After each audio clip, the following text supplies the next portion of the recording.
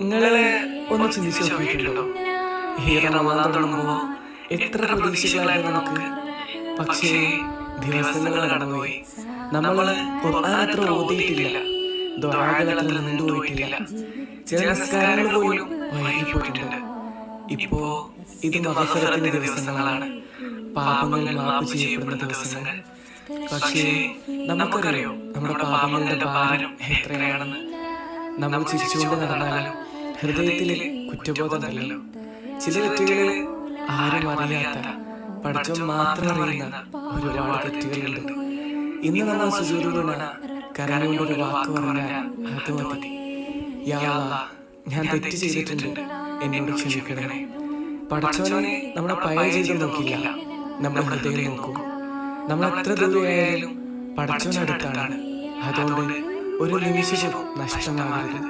കാരണം ആർക്കറിയാം ഇതെങ്ങാനും നമ്മുടെ അവസാന അവസരമാവുന്നുള്ളത്. പഠിച്ചവനെ ഞങ്ങൾക്ക് ഈ പുറത്തില്ല. അല്ലാഹുമ്മ ഗഫിർ ലി ദുനൂബി യാ റബ്ബൽ ആലമീൻ.